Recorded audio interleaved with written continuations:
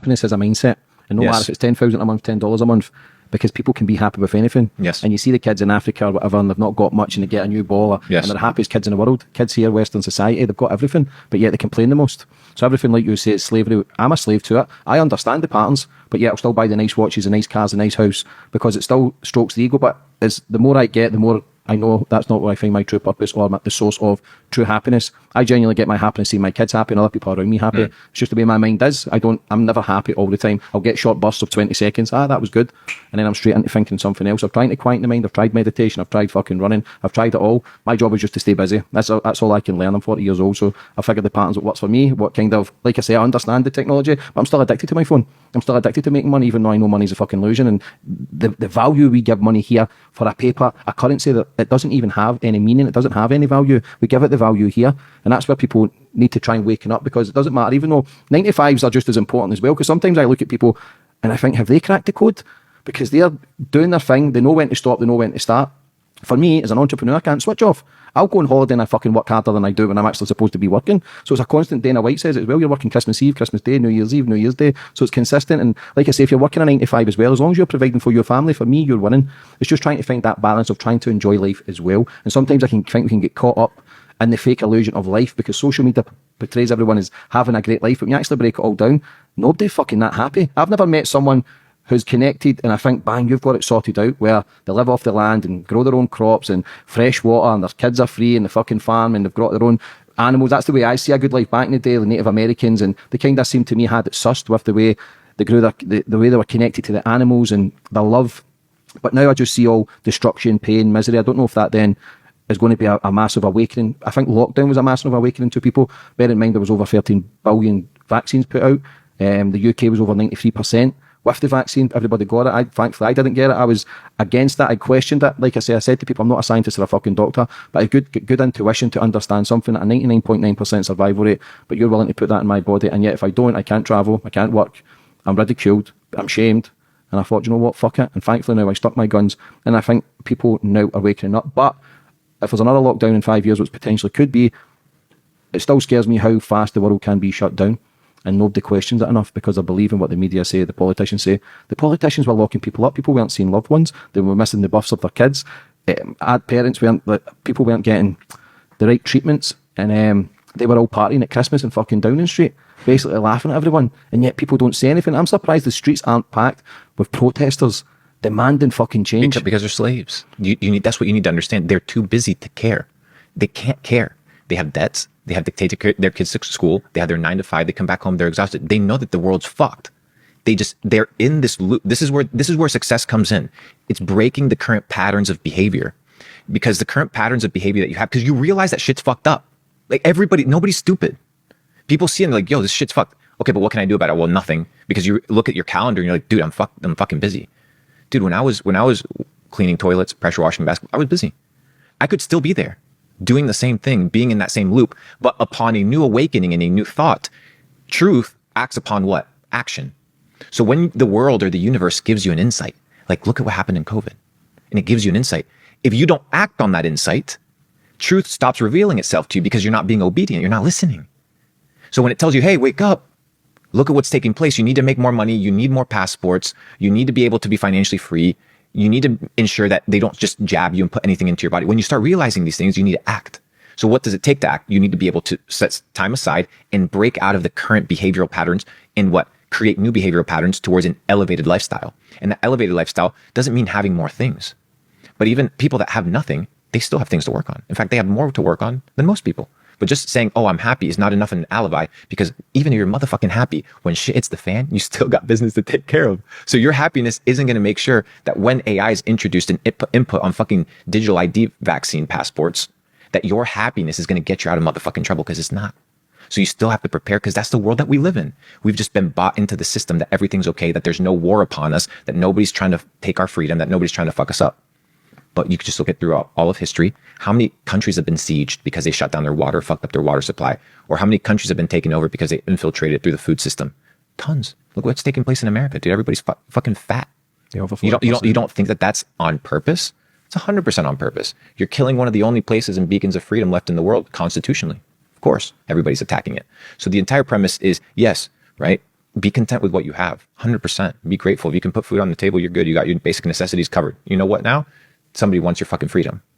You don't like the truth? That's the truth. What do you think? Biden has your best interest in mind?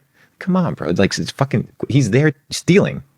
Like, that's the name of the game. Like, you don't understand politics? You're a fucking clown. You think these people work for free? For free? No, the people don't work that way. So once you understand that they don't have your best interest in mind, you have to seek out your own best interest. You have to protect yourself, take care of yourself. That means you have to become better.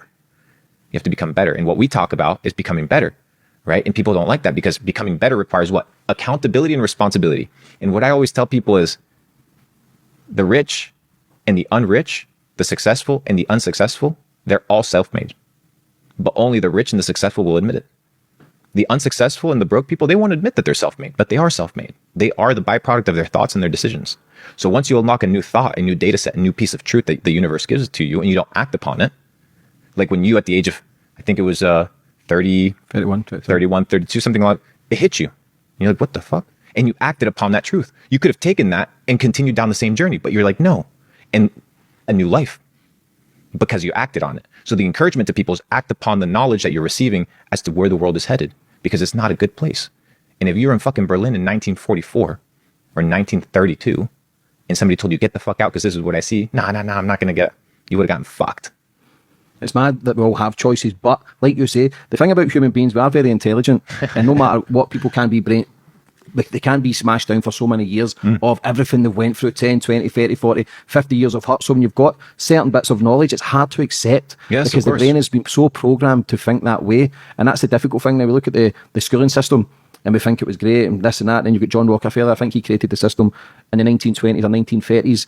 And then women were wanting rights to vote, equal rights, and they got the rights to vote. But the reason why they got the rights to vote is so that when they got jobs, they had to put their kids through school. And when your kids are put through school, they're in the system. Because if you've got your kids for 7 years, 14 years, 20 years, if you go to university, it's a long time to program the minds of any human being. You're not programmed from the parents. Skin to skin is so important from a newborn and the mother. Nowadays, there's so much debt. Women have to go out and work 2 jobs. And listen, it's unbelievable, but having that control when your kid taken away from you, then getting abandonment issues, and then other people raising your kids, you don't know what the fuck other people have got in their mind, especially 100%. Teachers, anyone who's raising your children, because everybody's a lot of fucking stinking thinking out there with a lot of fucking crazy people. Imagine having your kid being weird, because your kid doesn't really look at what your mum and dad says. They tend to go with what their friends say and what their teachers say.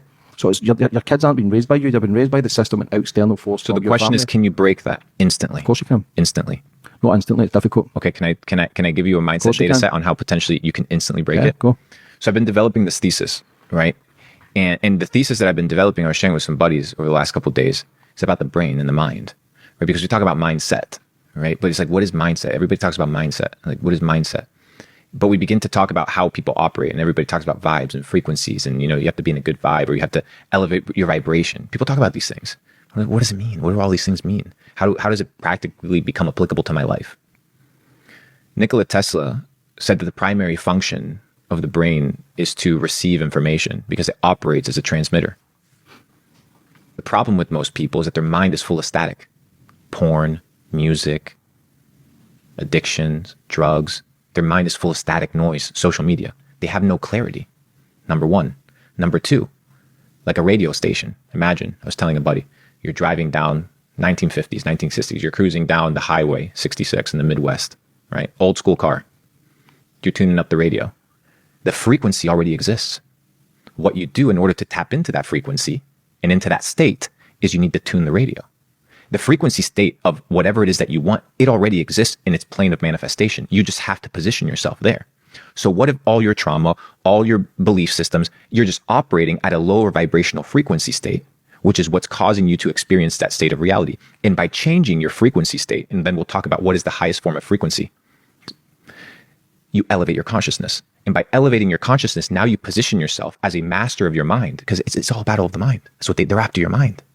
But you can instantly break the illusion by changing the frequency that you're in, by that divine inspiration.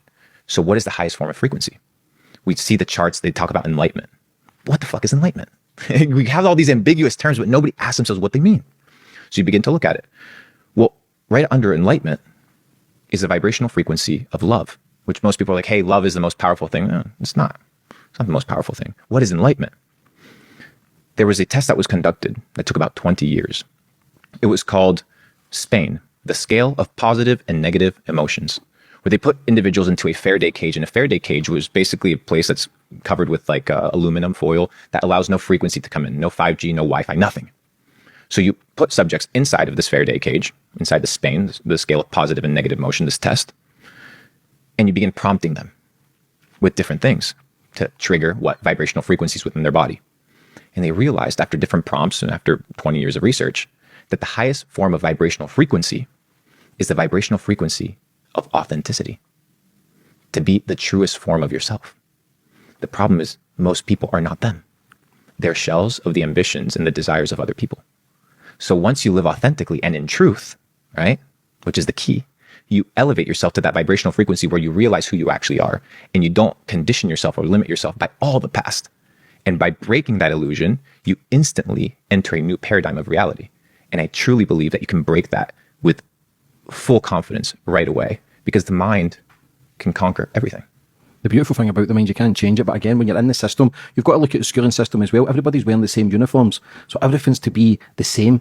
Instead of the school's the left side part of the brain, which is your memorization, not the right side, which is your creativity and individuality. Nobody wants to be creative and individual anymore, though, because we're all fucking scared. We look at the Kim Kardashians and want to be part, all the women want to be part of them, all the fucking lip fillers, the fake hair, the fake tits, arse implants. Even the people in kitchens are cooking dinners. You've got the frying pans are poisoned, the fucking oils, your foods, the waters. What chance have people got? And if you start breaking this down to people, because even these conversations, as much as people can get things off from it, it's also scary for people. Because people are stuck in their own little bubble, in their own little world, working 9 to 5, going home, waking up the next day, doing the exact same shit, listening to the same music in the car, going home, brushing their teeth the same, putting their socks on the same way, their pyjamas the same way. If you start saying everything's fucking poisoned, it scares the shit out of people. And but you actually, that's why people have got to question it. Google it. Look at your fucking non-stick frying pan. Look at your waters. Look what chemical. Don't look at the calories. Look what chemicals are in it. Look at everything.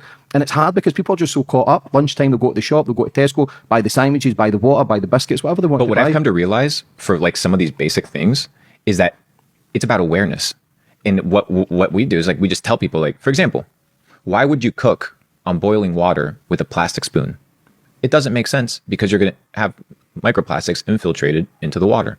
Naturally makes sense. A lot of people are not aware about that. But every person that I've said, hey, use a wooden spoon instead, nobody's come back to me like, oh, you're a fucking piece of shit. And everybody's like, oh yeah, you know what? That makes sense. Let me buy it on Amazon for $4. And it's just this collective consciousness of just, hey, do better on here, do better on here, do better on here. So once again, it comes from a place of authenticity. So once again, people need to be in a situation whereby they're willing to learn. And I understand what you mean. I just see a lot of potential in humanity. Everybody's got potential. I think even with all the poisoning and everything they can't hold us down.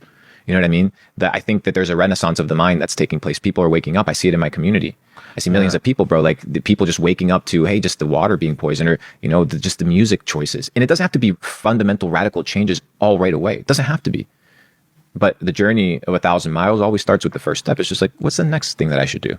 The next thing, and just self-improving. And then the last part, which I think is key, and this is very hard to master, is self-talk. How you talk to yourself about yourself. I think a lot of people talk to themselves the way that they've been trained on how others talk to them when they fail. So when you fail, people shit on you, right? So when you fail internally, you shit on yourself too, because that's how you've been taught to interact with somebody that fails. But what if when you fail, you treat yourself with kindness and grace and respect, knowing that you didn't know any better most of the time, even though you're being blamed exteriorly that you are a culprit, but in fact, maybe you just are figuring it out. And maybe the failure from the outside isn't the way that you should interact with it. So the fear of failure, the fear of trying, the fear of change comes from how we've interacted with failure. So we need to reprogram how we look at failure. Failure is just trying. If you tried 1,000 times and you failed and then you succeeded, everybody would forget about all the failures, because that's how it works. You just got to continue batting. You look at, I think it was Federer. He did a keynote, a speech, and he said, you know, like, I missed half of my shots. Like half of my shots are just fails. That's the game. You're going to fail more than you're going to succeed. This is the name of the game. But words are powerful, and I've been saying this, man, for years. I worked with his interpreter, Dr. Emoto. He used to take photos of the crystals of water. So people who are listening or watching, Google that, man, and you'll see how words are powerful. Yes. Because I do affirmations every morning, but sometimes you forget as well, and I swear a lot as well. So as much as I know all this shit, I don't fucking actually practice what I preach either. But if you can do affirmations, they say it takes 21 days to break a habit, 21 days to create a new one. Joe Dispenza talks about the neural pathways and how you can change the neurons, and new neurons which wired together with doing something consistently, then puts that in the subconscious mind. And like, the world can be beautiful, and I'm in Scotland, so I see a lot of beauty. I travel the world, and 99.9% of people I meet are amazing as well. Just striking up that conversation. I don't know what they do when they go home. I don't fucking care, if I'm honest. But when you actually just break it down, human beings are good. They're fucking good. And if there's catastrophes or there's bad stuff, our main instinct, our first instinct is to go and help people. We're genuinely good. It's just everybody's confused. We talk about music. We talk about the CIA that were involved with rap music, 808s, which changes the frequency. Certain music can change the chemicals in your body. Like, what's your theory in all this? It's true, bro. It all comes back down to vibrational frequency. Like that, it's what it comes down to. That's why they're trying to fuck up your frequencies, bro. That's why you have EMF. That's why you have 5G. Like all these things are designed to create what? Static. So you have no ability to get free thought, no ability to have inspiration, no ability to tap into the divine. None of these things happen. What is prayer? And people pray, what is it? Just Father that art in heaven. No, that's not prayer. Prayer is connection. It's literally in the word. How do you connect? That's the question. How do you connect if you're full of static? How do you connect when you're literally consuming the poison? What about the clothes? They say there's some stuff in clothes at the end because skin's the biggest organ. Everything. I mean, your skin is an organ, so everything you interact with, it's getting absorbed. So polyester is basically a synonym for plastic. Most people are just wearing plastic all day. I think fluoride's I think more people have woke up to fluoride in a toothpaste and 100%, waters now. 100%. I think that's the main one. Fluoride is a new thing. It's a recent psyop. It hasn't been around for that long. It wasn't maybe 100 years, maybe 80 years, but fluoride wasn't a thing. This idea of fluoride strengthening your teeth isn't a thing. You can literally pull up carcasses and skeletons and skulls from back in the day, full sets of teeth, never brushed their teeth once, no cavities. So what exactly is causing the deficiencies? Then you go to the food, high fructose corn syrup, seed oils, all these things fucking up your system. Now you look at how the teeth are connected to what? The nerve system, and the nerve system connected to your brain. So now the health of your mouth and the health of your teeth is directly correlated with what? The health of your brain, which people aren't aware. So everything ties together. Everything works in symbiosis. That's why the mastery is to get to a place in life where you have the ability to work on yourself. Because we're so fucked up that you need to get to a place of basic freedom where you have the ability to work on yourself. And you can do it with a job. It's not about the job. It's about what you do with your time. So what you do with your energy and your resources. And even people, and I get it, bro, like we come from different backgrounds, but we have to be positive. We have to hope for the best. And even if somebody's background is really terrible, they might even consider that their situation isn't that bad, right? So it might be terrible for us, but for them, they may see a way out. So even if you're fucked up, even if you have a bad turnout, there's still a way around. What do you think of the pineal gland? Don't calcify it. Fluoride free. Don't calcify it. I mean, then I'll share it with you later. There's a special supplement I'll let you know after that I take to decalcify the pineal gland. And once again, the pineal gland is also known as the third eye. The third eye is basically your ability to see. But once again, there's different theories as to what it is or what it's not. But throughout history, the little pine cone or almond is worshipped. So we can get into those crazy things as well. But do you think we're telepathic human beings? Because when 100%. We get the phones, because they say we're telepathic, where we should be able to speak to people in China, Hong Kong, no matter where you are. By again, vibration. When you know someone's going to phone, that your vibration's working to an extent where you're feeling who's going to phone. But again, like I've always said, everything's energy, everything's vibration. When I was doing bad stuff, the vibration was low. Then when the vibration's low, I surround myself with other low vibrational beings. But then my vibration becomes higher, you disconnect, you want to disconnect from porn and alcohol and drugs and bad foods. The only thing I slip with now is sugar. I seem to eat my emotions. That's the only thing that's got, yes. You know what you should try? Parasite cleansing. I was just about to ask about it. Yeah. I follow Barbara O'Neill. So parasite cleansing a lot. So what happens with parasites is they get access to your nervous system and they send electrical pulses basically instigating hunger. So they're craving. So I would do parasite cleanse 100%. Yeah, because I follow Dr. Sebi and Barbara O'Neill, who's doing amazing work. She was banned from Australia. Everything she does is all organic. Everything's grown from the earth. All the cures, all the vitamins, everything that you need to grow your hair back, your nails, your teeth.